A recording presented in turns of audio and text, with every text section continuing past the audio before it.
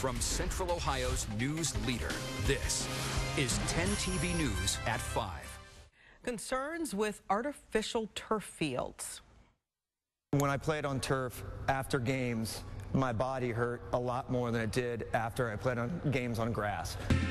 The proof behind concerns even professional athletes shared with us. 10 Investigates asked local school districts about their fake fields.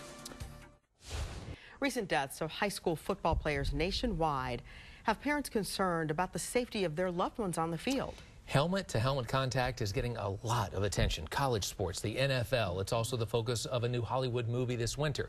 But 10 Investigates discovers a hidden danger, a different one. As I mentioned, this is a hidden one faced by high school football and soccer players out there. What we're talking about, substandard conditions on artificial turf fields that can lead to serious injuries. 10 Investigates' Nathan Baca shows what parents need to know, what's being done to fix this danger, and which fields in Central Ohio are the most hazardous. Nathan. Well, artificial turf is becoming more commonplace in Central Ohio. Doctors, scientists, and professional athletes say that change has reason for concern. That's because the maintenance of the field and how athletes land on it is an issue because it can cause more injuries. Now, the science behind players' safety is a science that some schools don't realize they have to test for. And Horn will keep. Tommy Horn had a future in football. Tommy Horn down the sidelines. Hilliard Bradley High School's quarterback played in October 2012's crosstown rivalry game against Hilliard Darby. That is, until a tackle in the third quarter.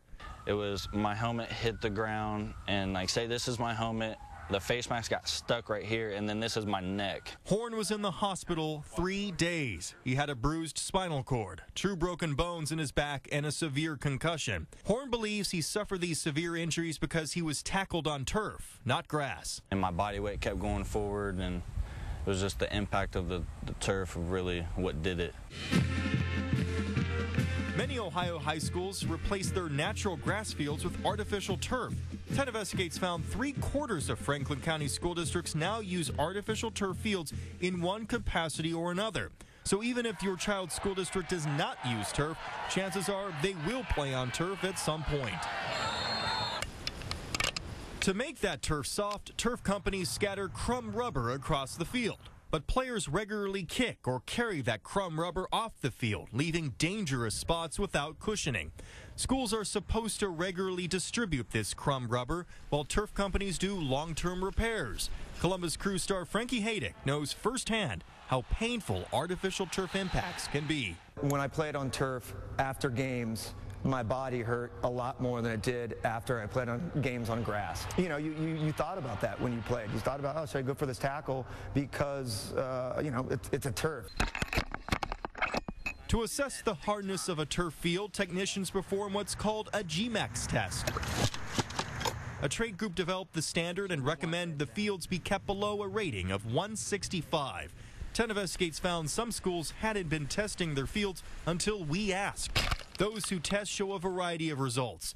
Westerville Central has a level just above the standard, and Johnstown Monroe is approaching the 165 recommended GMAX limit. Industry safety experts say anything above that level leaves athletes in danger of head injuries. Dr. Charles Mancino runs one of the few independent businesses in the country that tests the hardness of artificial turf fields. He holds a doctorate in turfgrass, and he has made a career researching it. And if you decelerate too quickly, you can suffer a life-threatening head or neck injury. There are probably a lot of schools that don't know that the value exists. Some area schools, including almost all the area's private schools, will not disclose what their ratings are. So athletes and their parents have no way of knowing. Your son plays away games in some of these schools. Absolutely. I mean, that's terrible. They should make it, you know, public knowledge, and, you know, it's in the best interest of the kids. And when you hear that some school districts don't test their fields, how do you feel about that as a parent? I don't understand why they wouldn't. Why wouldn't you want to do that? 10% of the concussions are definitely influenced by the hardness of that surface. Dr. Pete Edwards at Columbus's Orthopedic One Medical Center explains that artificial turf doesn't just increase risk of concussion.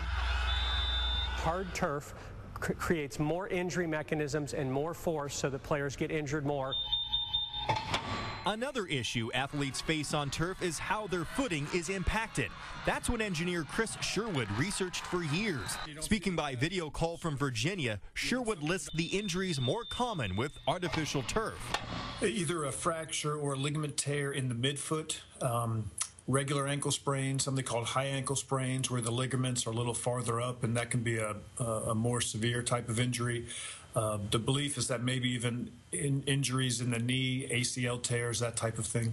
Athletes we talked to, like Frankie Haydock and Tommy Horn, say there can't be too much discussion about this issue. If this opens the eyes of other high schools and, you know, it prevents from student athletes from getting hurt and them pursuing their dreams, then I'm glad I can, you know, I can help and be the poster child of this injury, unfortunately.